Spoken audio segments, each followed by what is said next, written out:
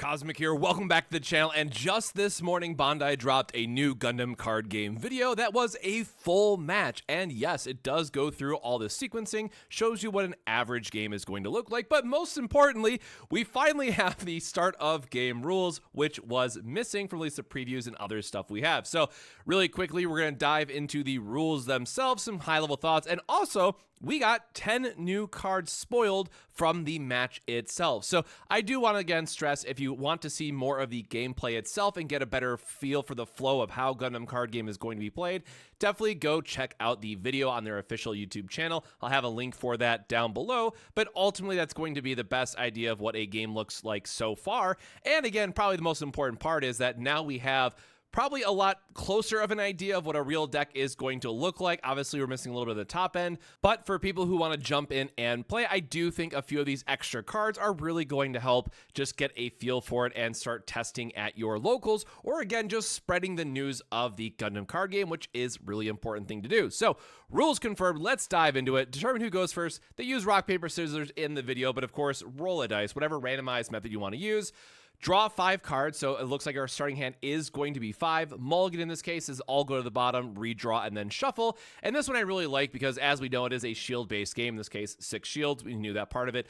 But it really does help that it's some of those hands you're going to get are just going to be like, oops, I drew all my bases, right? Or something else that you're going to want to be able to see either later and not redraw into those same cards, or something that is going to, be more beneficial to be played out of shield, especially like the bases. You always want those, well, I should say almost always want those to be in your life for how they kind of get sequenced out. But in general, we do see this rule type set in Union Arena as well, where you just get to dig through effectively 10 cards to try to find that opener that you really want. And that can really help with some early game consistency with not having to hit those extra cards you wanted to, put away. And then the other important part here is that player 1 does get to draw going first, which is really nice. So in this case, we do know that there's going to be that starting draw versus the EX resource token, but both players are going to be able to draw for their first turn. So really, 5 plus 1 if you want to think about it that way. So truly 11 cards that we're going to be seeing in our opener, which is really great for sequencing and making sure that we find, again, that there's going to be some type of curve. I imagine we do get some low-end spoilers in this video,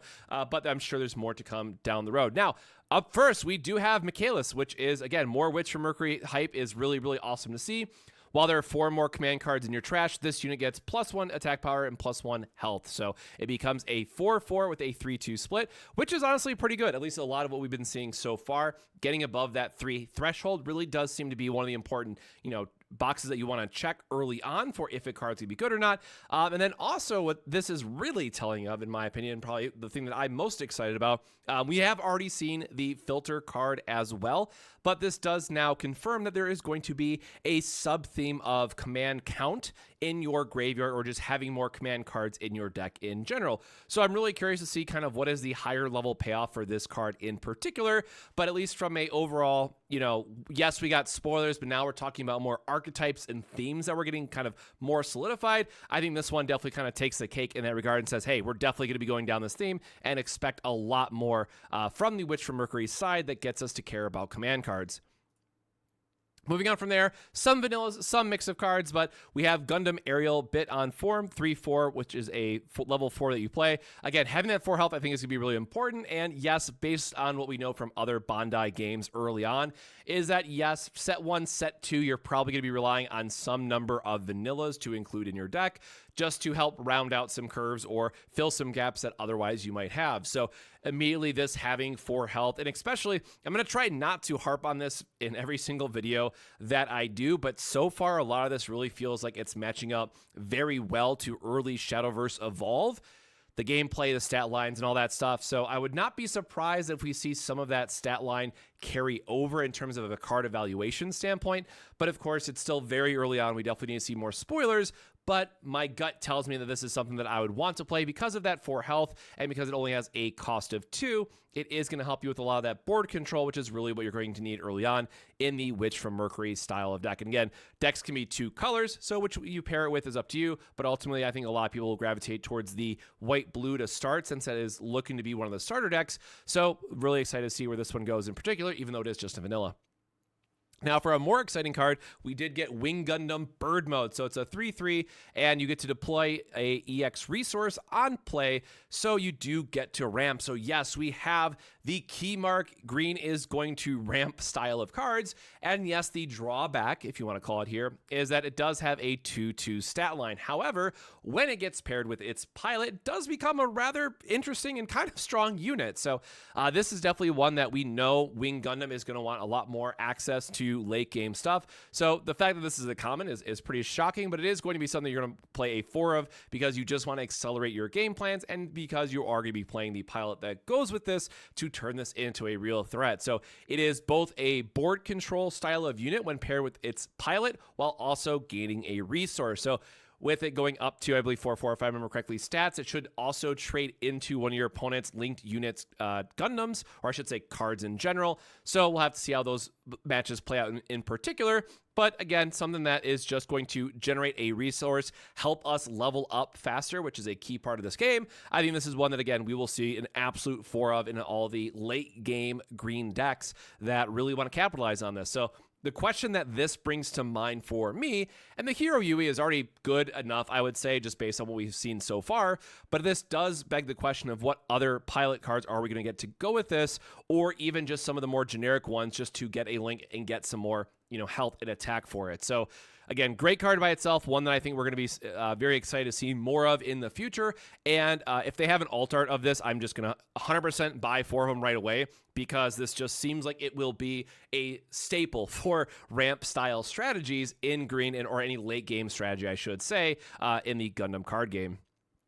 Moving on from there, we did get 2 bases, and this one for me is really, really exciting because boy, did I love Havencraft, and I love some healing shenanigans if this is where it's going to go. So side 7, it is something that you can play early. So what's really important about this is depending on where we see the lower end of aggressive decks go, right? We know that we start with a 0/3 EX base, but this one is something you could technically play level 1, probably want to save your starter base for it. But if your opponent has an early aggressive start, and on their turn 2, they're able to somehow chip away your starter base, you can immediately bring this one down, have 1 energy left. So if you have like another level, like a 2/1 split card that you wanted to play, you could also deploy that. And what I really love is that you can rest the space, choose a friendly unit, and recover at 1 HP, right? We've been talking so much about how important it is out of blue and white cards so far to have this extra repair or healing gimmick that I just have to assume we are going to see some type of, when repaired, gain a big effect, right? It can't just be a board control. There's likely going to be some other type of heal or increase a unit's HP by an absurd amount style effect where we can start to get more value out of this.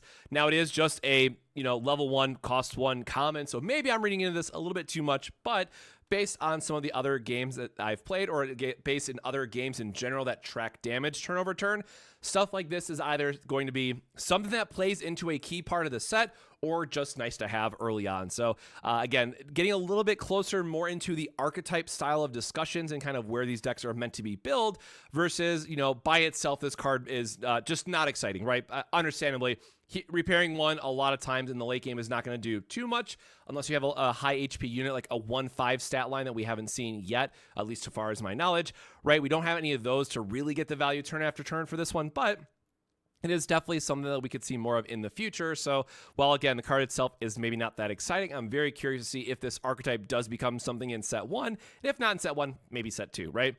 And then the other base we have, so just continuing on the wing hype, I guess, as it were, the Institute. So add 1 shield to your hand and look at the top 2 cards of your deck and return 1 to the top and 1 to the bottom. So this has 5 health, so it is chunky. But then also, we talk about in ramp decks all the time, right? What matters? Card draw or filtering and getting your ramp cards. So this one is really nice that it just says, hey, I get to look at the top 2 cards, keep the one that I want, bottom the other, and go on about my business, right? Try to find those late game threats. So this is one that maybe you want to do more of like a blue-green style of build.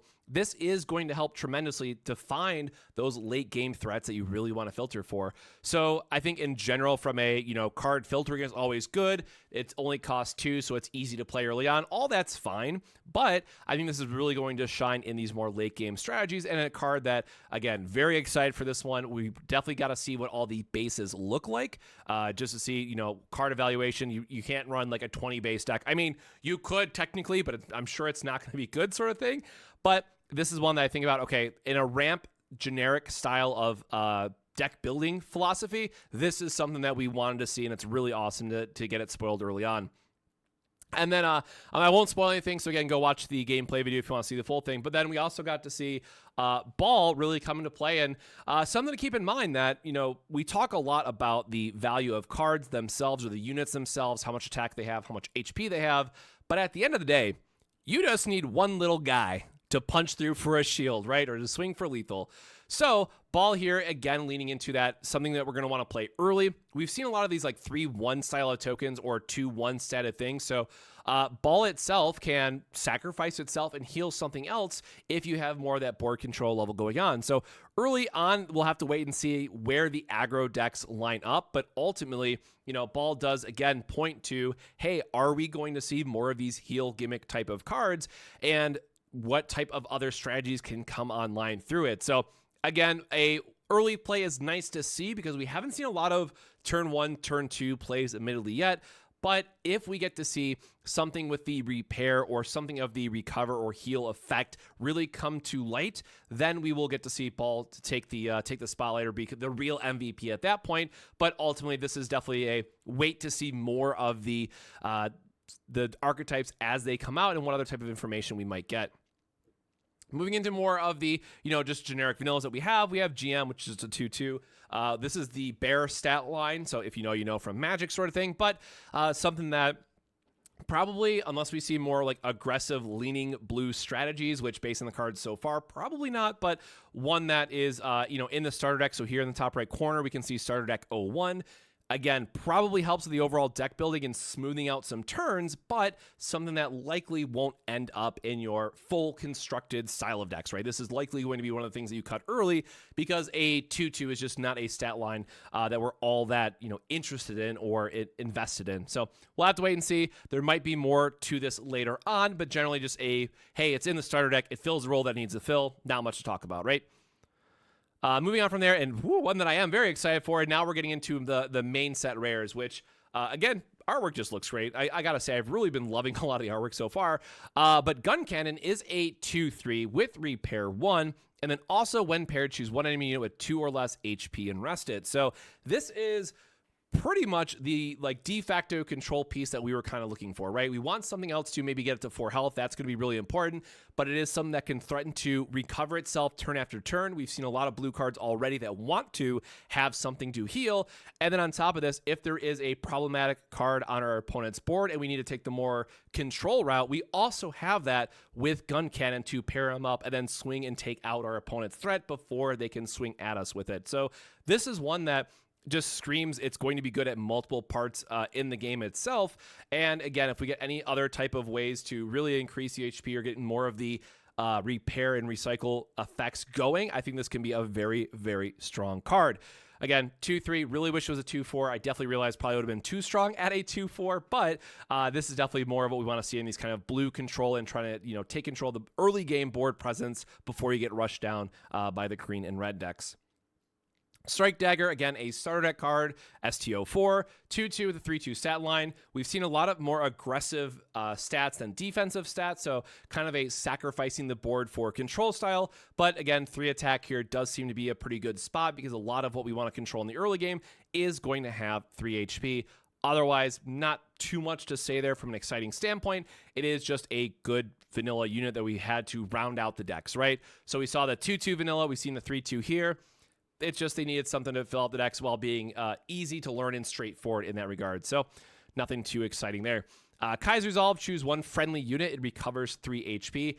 And it is also a pilot. So this is what I really love to see from a more, modal card and selection standpoint, where now we have to decide, is this going to be a pilot that we want to link up, give something 1 attack, and start to swing? Or is this a command card that we're going to use to recover something? Recovering 3 is a huge deal. Like, that is a significant amount based on what we've seen so far, right? If we start to think about like the 4 HP threshold, that means we can swing into something that has 3 attack, likely remove it, heal our guy back to full, most likely take another card to remove it because we were able to heal it back up with Kai's Resolve plus maybe another attack trigger or the base that we talked about earlier. So again, we know that we're going to need some amount of pilots. That's always a plus right here. Again, getting 1 extra attack is going to be really nice.